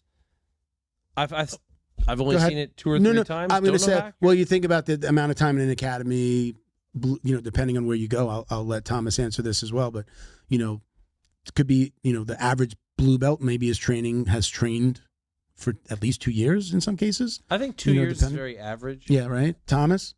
Yeah, I would agree. A year and a half to 2.5 years, somewhere there, depending on the person, how much they train and the skill they have and the age. All these are variables. But yeah, that's pretty common. I do, Ben, I've heard like the suggestion that anyone that's on the foot should at least have gotten through the blue belt curriculum at any given academy. Yeah. Like I've heard that getting to academy is going to be less than a year, so it's just like that's a short amount of time. Yeah. But then you got your probationary period when you're so maybe once you're off your probation, it kind of would make sense to just have that, or you have to get to it after a certain amount of time within the police department through your academy and through your probation. But I think that's a starting point, but we gotta look. If you want to force it for 20 plus years, right? I mean, like you train for a year, you get to your blue belt, and the remaining 19 years you don't do anything. Yeah. It's a perishable skill. So like, that's a starting point. I love hearing all of this, but like I think there is more to be done. All of that really needs to look. This is my theory. None of this will change until our generation gets to the leadership level. Yeah. And then they will start pushing it down. I've been doing this for 25 years. You need to start doing this too, because I see benefits of it. Because the guys who are in charge, and no disrespect to them, they might be great leaders, but they don't see the benefits of it. And what you don't know, you don't know. So this is a long process, and it will take many, many years, if not decades, for somebody to really, who has done this, who is a black belt. And now I think where we are, some of these guys are getting to the commanders or chiefs or level where they can make some of these decisions. And this is why we start seeing beginnings of the red tape being broken and some of these suggestions coming into play and and some of these policies being changed. But let's be honest, there's a lot of red tape that this all needs to get through. So it's, you know, a lot. It has a lot to do with budget and getting sued, and like, you know, does that fall on us? Does it fall on you? Can you be sued privately because you learned something in an academy that you then use on the street? I get it, but I think that the amount of lawsuits would go down if less weapons are being pulled. You know, you're just, you know, getting people cuffed a little bit more quickly. You know how to work with a partner, you know, who goes high, who goes low, things like that. I like what Thomas, I really like what you just said there, that jiu-jitsu is a perishable skill. I've never heard anybody say that, but it sounds so obvious, right? It's just, there's a lot of things that are perishable skills that you don't practice. You know, what is practice makes perfect. Yeah. Right. And if you're not doing it, if you're not active, you know, you're going to kind of forget. I have this theory that it takes about 2 weeks of no training for you to start disappearing. Oh, don't say that. I've been out for a week and a half. Well, you got about 3 days. I've been sick, so I'm like, you know what? I feel that after a couple of days. Yeah. No, like, but I feel like something weird, or that something that I normally do, a move I do. But go ahead. So you're itching, right? Yeah, but I think like that's my theory, and it hasn't been proven officially, but after about 2 weeks, your habits begin to change. Mm-hmm. After 3 weeks, you start changing those habits. After 4 weeks, new habits develop. And it's not that you don't love jiu-jitsu, because you can love jiu-jitsu forever, but you replace the time you were on the mats with something else. And this could be spending time with your kids. This could be reading a book, watching a show, having a beer, or whatever. But you replace that time. Once that time is replaced, it is very difficult to come back. 100%. The last time I was out for just a few days, work, life, you know, same excuse, you know, I've got all the excuses just like everybody else. Everybody's busy. My first RõL was with one of our academy's newest black belts. I'm not going to say his name. He is 6'4", about 250 pounds. And I felt like a white belt. I probably feel like a blue belt most of the times when I roll with him. I felt like a white belt, but it was literally my first RõL, barely any warm up, but we got into some rolling, and I'm just like, I felt like a little kid he's already, you know, significantly bigger than me, 20 pounds heavier. I'm 230, but taller than me, longer than me. I tried to do a straight ankle lock, and literally like his leg was still like a foot. I couldn't even lean back enough to get the toes to where I needed them. So I wound up doing like a belly down, and it didn't work because I wasn't high enough on the leg. He's just too big. But I felt like a white belt. So I that resonates with me, Professor. I'm definitely, it doesn't take even 2 weeks for me. It takes just a week, or a week where I've only rolled like once, or 2 weeks back to back where I've only gone to class once, which happens. It just happens in my world. And but it always feels good to go back. I mean, it does absolutely feel like home. That first little kiss of heroin. Yeah. Right, when you come back. Oh man. It's it's the jiu-jitsu is this amazing thing that we talk about it here because we love talking about it. I wish that more people did it. My an account rep for the company, the CRM that I use, account rep. Well, I talked to her yesterday, and she started telling me about when she was doing pre-COVID, she was doing jiu-jitsu. She goes, I did jiu-jitsu for about 8 months. Her face lit up when she was talking about it. And she didn't go back because of COVID. And then she did come home with she's younger. She was living with her mom. She went home, and mom was like, what's up with these bruises? You're getting yourself hurt. So then mom was like, but then, gets through COVID and never went back. I'm like, you got to get back on the mat. The way that her face, when she was so excited to tell me, because we manage Academy Safe through my CRM. So she's involved with Academy Safe. So she was so excited for the first time to tell me that she had done jiu-jitsu. And I was just like, I got to get back out there. Why stop? You got to do it. But I'm like recruiter in chief, like all the time. I'm trying to get my daughter on the mat. Brandy, Brandy dated a few MMA guys. She dated a few MMA guys. So she knows the world. She was at the, Brandy was at the seminar in Coral Springs. So well, I'm trying to get her on the mat. I'm like anyone and everybody. I'm like the insurance salesman. You know, like you see me coming, it's just like jiu-jitsu. Jiu-jitsu? You want to talk about jiu-jitsu? You want to do jiu-jitsu? You want to see a video of me doing jiu-jitsu? Like I'm preaching it from every angle. I know, like my Thomas, you married? Yes. Kids? Yes. Your kids train? Oh yes, they do. Does your wife train? No, she doesn't. She doesn't ever. She's never trained. She's never had ever been on the mats. A little bit. She has her. She's a runner. She's a triathlete. She does her own thing. Okay, and like a 7-stripe white belt or what? You know. She got stripes down both sides of the white belt. You know, just. Yeah, my boys do train. Yeah. Okay. Yeah, my boys do. Yeah. I'm always curious about that relationship when both people train. You know, like, do you roll together? Do you not roll together? Do you have like, I know my old school we were super famous for get the kids on the mat. Like he only advertised for kids. And then there was a great system for recruiting parents. And it wasn't, I can't even say it was a system. It was because it was a husband and wife team. And then they would just be like, look at us, husband, wife, our son is on the mat. You should do this. And it was just like this great recruiting tool. So it was like advertise for the kids. Parents are sitting there waiting for the class to be over. Recruit. And then the parents were on the mat. So literally like in the adults class, most of the time there was one or both parents training and their kids trained in the kids class right before them.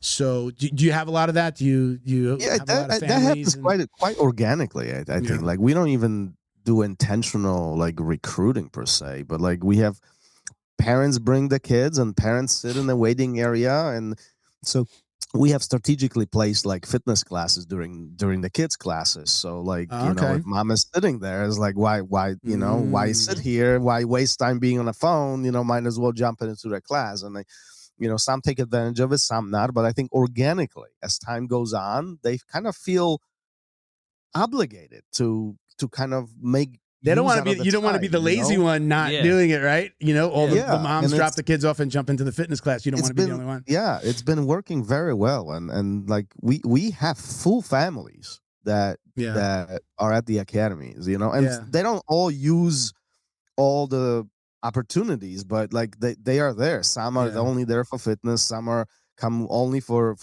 jiu-jitsu, you know, some, you know, like, but they are full, like we have few come to my mind where it's like literally family of 5 or 6 and they all here. So how old are your kids?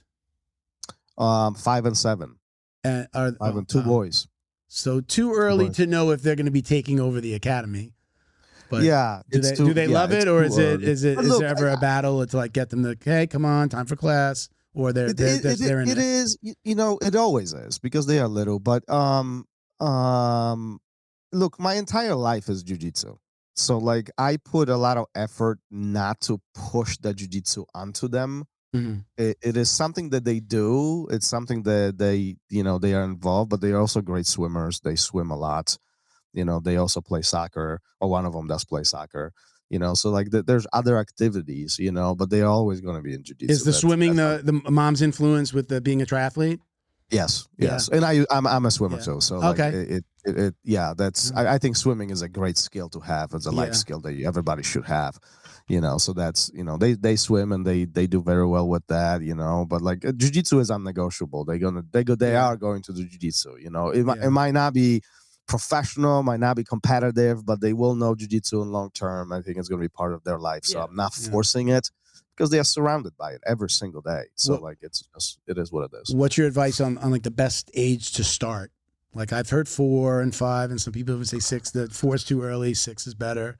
What's your take on that when they get started? I think it depends on the child. That's where it boils down to. I've had some 4-year-olds that will talk politics with you, and I've had some literally 11-year-olds that cannot hold a conversation. So like, you know, I think that all boils down. But I do think sooner you start them, easier it is for them. Yeah. So we have some literally like 4-year-olds, very young little 4-year-olds that started with us, and now they are 7, 8, and they are beasts. I mean, they are monsters. Yeah. Monsters. They are just vicious human beings, you know? and it's so refreshing to see that, because they've had 3-4 years of that grappling body to body contact, and they are used to that. There is no anxiety, there's no panic. They can scrap, and it's good. That the skill will go. The skill will grow with time. What often kids don't have is the ability to rationalize in these compromise decisions when somebody's on top of you. Yeah. And like that, getting used to that sometimes takes time. Kids no-gi jiu-jitsu is like some of my favorite. Those are some of my favorite matches to watch. Fight to wins, local tournaments. Like these little kids just like getting after it, like just moving so quickly, and having at 10, 12 years old, having such awareness of your body and where you are, and learning leverage. And, it's this amazing, I guess it's kind of feels like at that age, I don't know if they really truly comprehend it, but that's the invisible jiu-jitsu. It's the muscle memory. You've done it so much that you just know how to do it. But some of the kids, I mean, we have down here, and I think there are 2 gyms down here in South Florida that are really, really responsible for the way the kids have taken off down here. It's Wagner's, the RMA, and Team Alpha, not Team Alpha Male, Team Miami Alpha, Team Alpha Miami. I'm sorry, the Sains family, right? They are very much putting out a bunch of kids, and there's some of the old fight sports that left fight sports and opened their own academies. AIM in South Florida. Oh, A&M? No, not A&M. That's true. AIM. That's just AIM. Oh, okay. I forget what the acronym is for, but AIM is Art and Motion. Oh, okay. Art and Motion. AIM. I know them even more because RõL does their stuff, so I'm always seeing their stuff. But like those academies are like probably those 3. Maybe there's a few others are responsible for the kids jiu-jitsu down here in South Florida. Like those kids are animals. Yeah. And the RMA and Team Alpha, what is it again? Team Alpha Miami. Team Alpha Miami. They hate each other.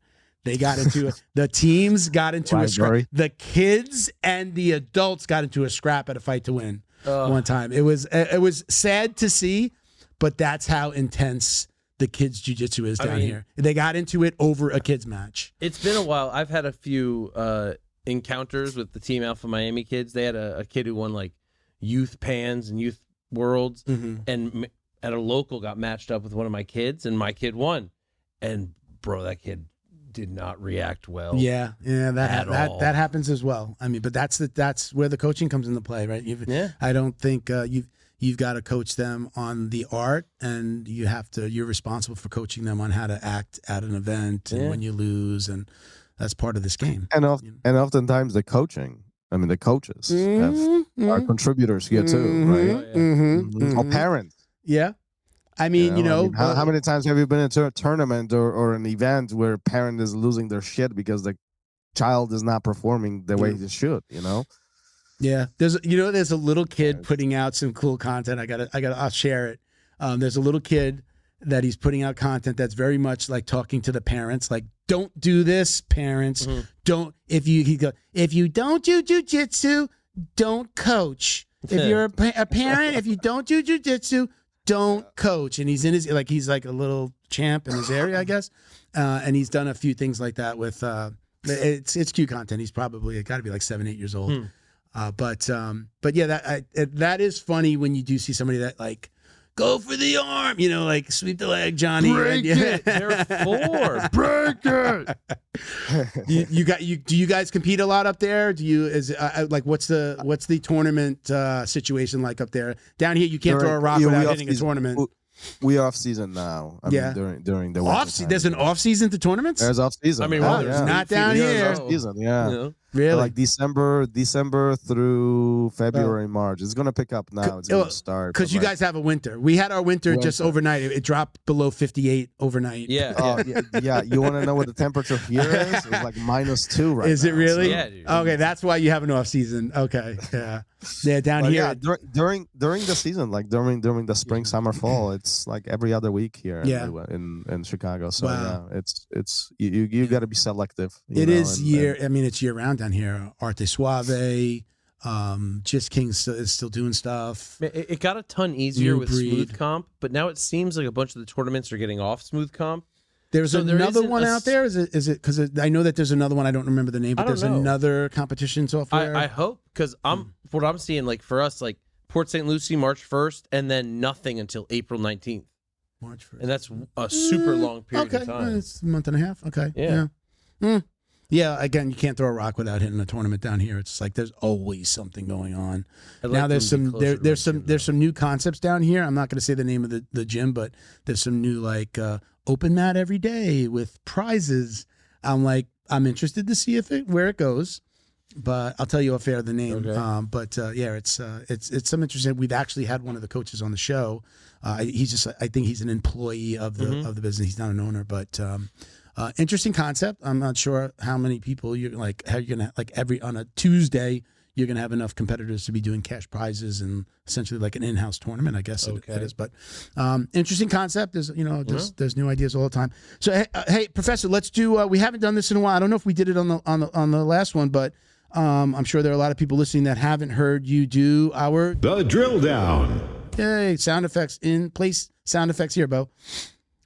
So you remember what this is, right? We have like kind of our core questions that we get from like most listeners most of the time. So we're going to go down this list, right? So we have preference, gi or no gi? Gi. Takedown or pull guard?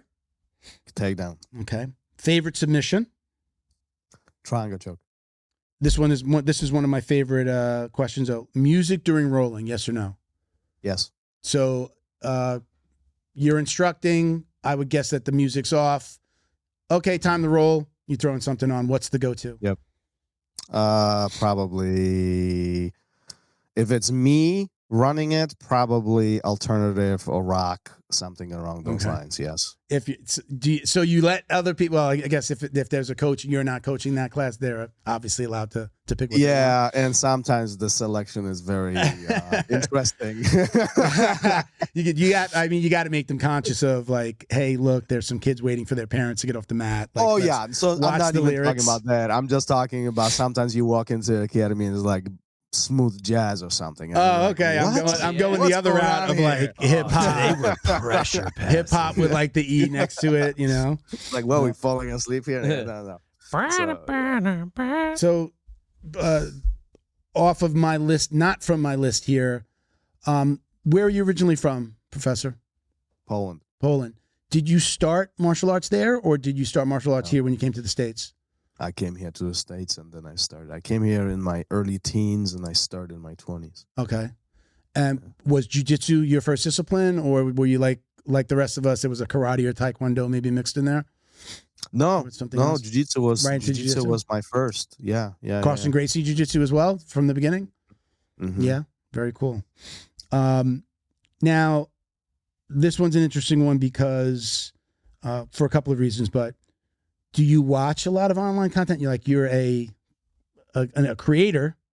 Are you watching a lot of content yourself? Are you consuming move videos or buying instructionals? Do you do any of that stuff?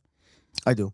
I think it's necessity. Yeah. I think today where we are, we have to continue evolving. And I think at some point we get to the point where I look at this as education. So like stimulating your mind and then stimulating your body. You got to do both. Okay. So you have to learn something first before you try it. So I do study. I do watch video. I do watch content. I'm very purposeful. I make notes and then I take it to the mat. I experiment. I develop little systems and then I teach them, or I film them, or that's kind of my process. Yeah, very cool. Do you have a go-to that you like? Is it like BJJ Fanatics? Do you just do a YouTube search? Where are you looking? So that's always a very interesting conversation because I think, BJJ fanatics have done a phenomenal job. Brilliant job monopolizing the market, right? So like they are essentially the place to be. Like even Budo videos that like they don't exist. I mean they are there, but like it's not comparison. I don't know where's the X. Where's the I forgot. There's one more platform. It was like an X Guard one. That was like X something. Not X Marshall the brand, but I know there was an X. Yeah. So anyhow, so there was a few smaller ones, but BJJ Finance, but they're definitely the most accessible one, and it's really not expensive if you need something. If you're patient with the sales and other things, like you can get it, they're cheap, But then I think YouTube is underestimated too. It's just the problem with YouTube is that it's so disorganized, and like I always use the pink bunny analogy. Is like you're looking for a triangle choke, and then 3 minutes later you're looking at sunsets, freaking pink bunnies jumping across your screen because you got distracted with something else, So like that's the problem. But if you know what to look for and you know how to look for things, YouTube is a phenomenal platform where you can really learn things for free. So I highly recommend Grappler's Guide. Grappler's Guide is Jason Scully. Jason, he's still putting stuff out. Jason Scully, though, I think he was the first one, wasn't he? He's an OG of that. That instructional like him stuff. and Stephen Castling, right? I give him a lot of credit. I still watch the old videos today. Mm-hmm. If you just go on YouTube, you'll see 56, arm locks in 5 minutes, 76 leg this and that's in 8 minutes, 12 minutes. I throw those on. I used to throw them on before weekend open mats, but I don't do many open mats on the weekend anymore. But I used to throw it on, coffee and a banana, sit and watch, and just, be getting ready, grabbing my gear, and have it on the background. And I would like catch something new. For me, it was like, oh, I'm always in that position. Oh, that just gave me a good idea. And as I learned more, I could pull more from the videos. And I still do that. If I might be learning something in the academy, we're drilling something, and I'm like, I got to go back into the mental filing cabinet. Maybe they've asked me to show my favorite move, and it makes me think, watching all those moves back to back, oh, I'm always there. Oh, shit, I forgot that was there. Okay, I'm going to practice that. Or maybe that's the thing that I might teach that day. So I really love his stuff. The beauty of his stuff, he's got a lot of the same names that have done BJJ Fanatics videos and that still do BJJ Fanatics, and they do that. Mm-hmm. It's a one-time charge. I joined at $99. One-time charge, lifetime membership, $99. I beat you. I joined it for $49. Oh yeah, I know it was $79 when I first learned about him. But I've purchased one BJJ Fanatics video in my life, Marcelo Garcia's North-South choke, which he just won, and he used to win one. But that was the only one I bought a few years ago. Did you see that lockdown break he used? That lock pick? To kill I didn't see. I only saw the. Oh, it was so pretty. The recap on IG. I haven't seen the whole match. Oh, me neither. But I just watched a little breakdown on how he was killing the lockdown of Imanari, and I was like, never thought of that. It's so good. He's amazing. It was nice to see, especially after the stomach cancer and coming back. Couldn't be a nicer guy. Grappler's Guide. I know he's got other ones like Striker's Guide and Leg Lock, something or other. I forget exactly. Maybe it's Leg Lock Guide. But great. And again, that just one time, and there are old Craig Jones videos on there. There are like high level guys that are doing BJJ Fanatics now that weren't doing it then, and some that have been doing that and this. So tons of content. I believe he's even doing something where they can help with a curriculum for your academy. I'm almost sure. I remember he had a big screen up on the last time we interviewed him. I said, "What does that say there?" It says curriculum, and we started talking about it. So, definitely one of my favorite. I've interviewed him twice, and I did join after the first interview. Thomas, what would you be doing if you hadn't have found martial arts? Did you have anything that you grew up being passionate about that would have turned into a career for you? Oh my goodness, I'd probably be, I don't know. Well, I would be in IT. I mean, that was my previous life. Yeah. I would be in technology probably and continuing my career. I mean, that's what I was doing before I officially converted to running my own academy. So that's why you're so comfortable in this world. And all right, I mean, right? You're the technology. Yeah. I'll tell you the skills that I learned in corporate life and in technology, and it really helped with operations. 100%. Running the business. Yeah, for sure. Definitely. That's great. Ultimate goal. This is always a hard one for people, and I'm not sure that I understand why. But I say, what is your ultimate goal in the world of jiu-jitsu or martial arts? And I add on, like, what would you want your legacy to be? My legacy would be for my kids to think I'm a good father. Okay, that's my legacy. Okay, everything else is noise, is extra. It's just something that we do, and I'm extremely passionate about what I do. I love all of my students, but the reality is that at some point I will have to hand it off to somebody else. I will have to pass the baton. Somebody after me will have to take this over. And I'm not ready for that yet. Yeah. But at some point that will happen, and where this continues on, it will be up to them. So my job right now is to continue building the team, continue building the community, continue making impact on, hundreds of people here locally and, tens of thousands online and all the other stuff, making a dent, making an impact, showing how amazing this jiu-jitsu is, but at the end of the day, I think there's one certain thing in life that we all expire, and we got to pass it on. And really everybody else will forget about us besides our kids. And so my legacy is to make sure that my boys, think I'm a good dad. Nice. As a father who has his daughter working with him, and the idea is she understands is for her to take over the marketing business, there's no better feeling. It feels amazing. She was a teacher. She worked 5 years as a teacher. She hated it. She's like, the kids are horrible. The parents are even worse. She's like, the kid, like, everyone's entitled and iPhones and all, it's crazy. And she left and came to work for me. And she, again, now is pretty much running the production side.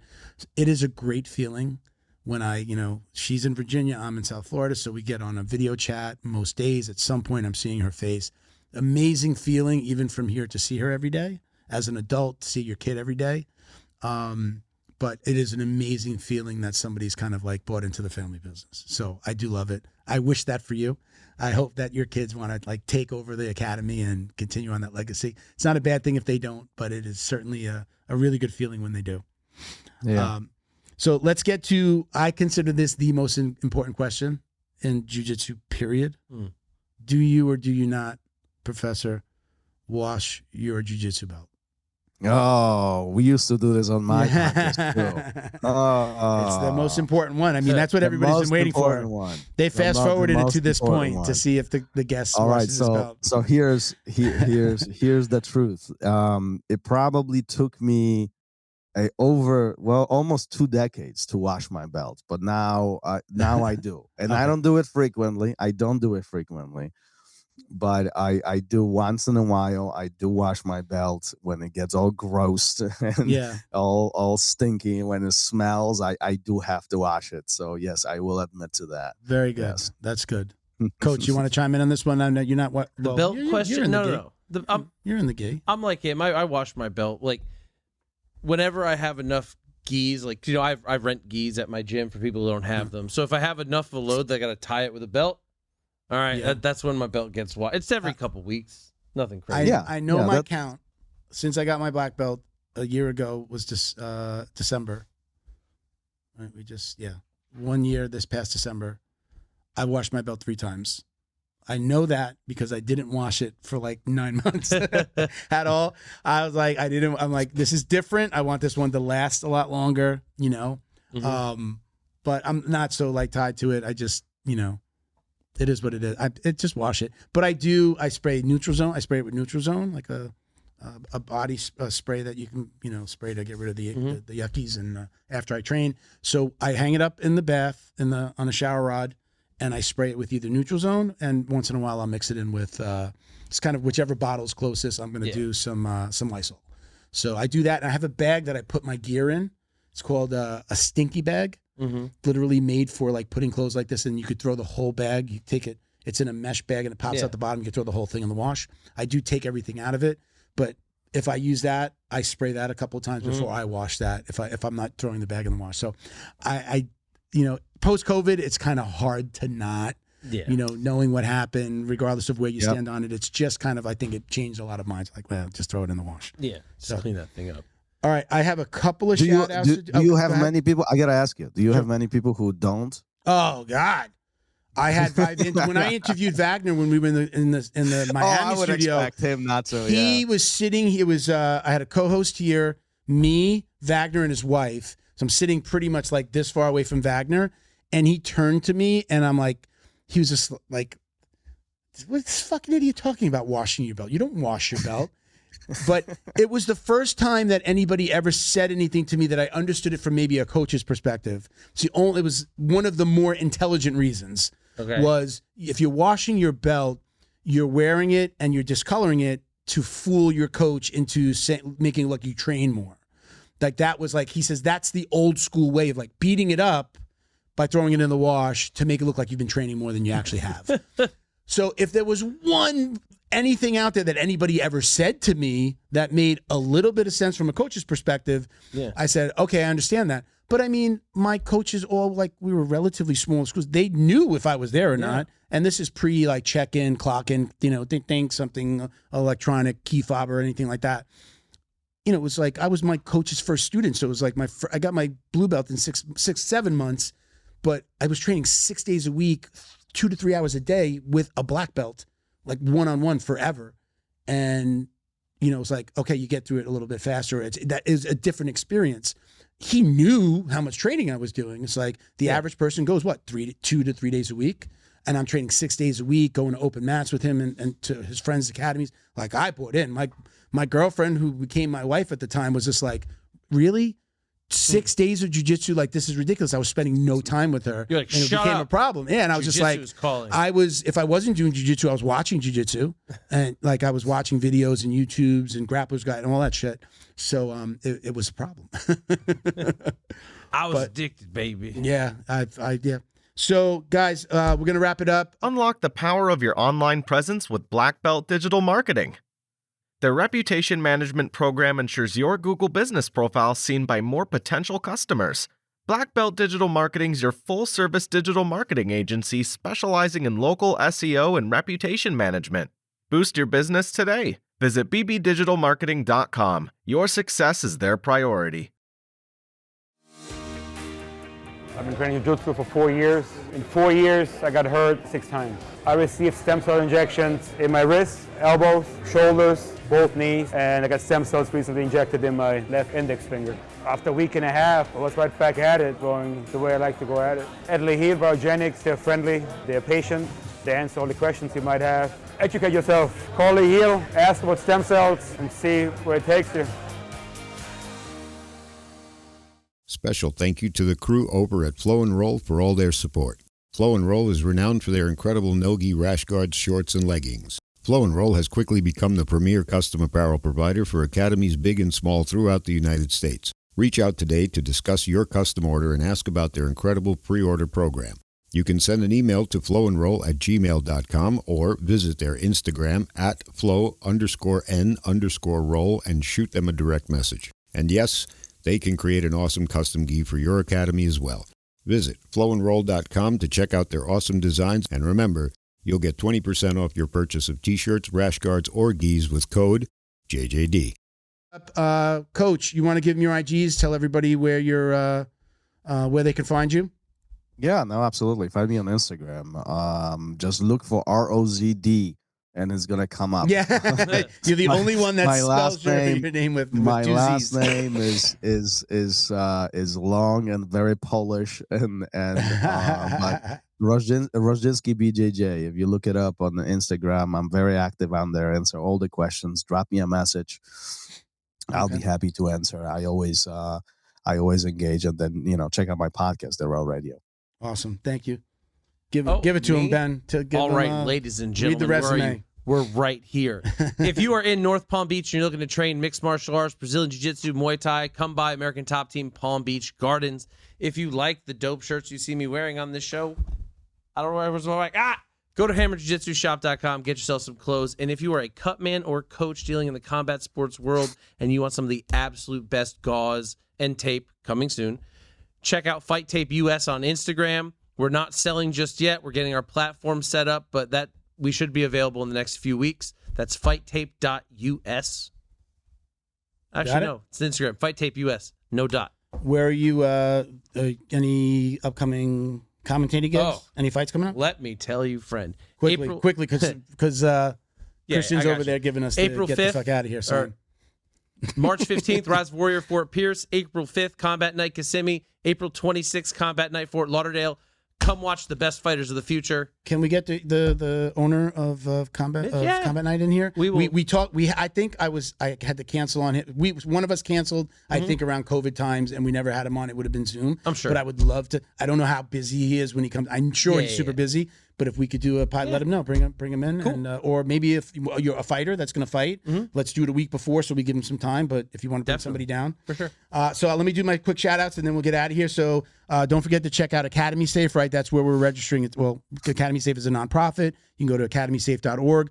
We are registering coaches and academies around the country. We're mandating background checks, U.S. Center for Safe Sport certification, concussion training, and then a whole slew of things that keep your academy safe. There are 8 points, including security cameras, CPR certifications, things like that. So check us out. We've got some very interesting announcements coming up on, I think I might have mentioned it earlier in the podcast about some new board members. But you can donate to the cause. There's a GoFundMe and a PayPal link right on the homepage. But get your academy signed up. You want a background check, all this stuff that's been happening. You've seen the stuff that McDojo's been putting out. Crazy stuff going on in New York and upstate New York to the point where they're now like introducing legislation to make it mandatory to do background checks for any organization that's dealing with kids, like aftercare programs, kids, things like that. So it's not just martial arts, it's, dance classes and after school programs and things like that. So it's coming whether you like it or not. So get your background checks today. BioPro.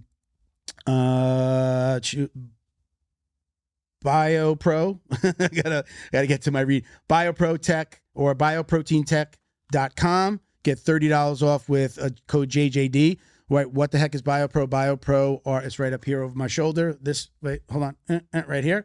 It is a synthetic alternative to HGH. It makes your body produce more human growth hormone. So I take it every day, morning and night, on top of some of my other fun stuff. The BJJ, you get $30 off with code JJD on kits totaling more than $295. BJJ box is back as well. The BJJbox.com. Get 20% off your first box with code JJD20. And they're quarterly now. They don't do the monthly anymore. I don't think at all. You get a quarterly box, so a little less expensive, and you're getting 4 boxes per year. You can check us out at Jiu Jitsu Dummies on Instagram. My IG is Uncle Milty BJJ, and I think that's it. Did we make it? Did we do it? What? Oh, we're saying goodbye here. You're telling me to say goodbye there. Thank you for watching and listening, everybody. Peace, love, jiu-jitsu. Thank you, Thomas. Stick around for a second. See you guys. Don't hang up yet.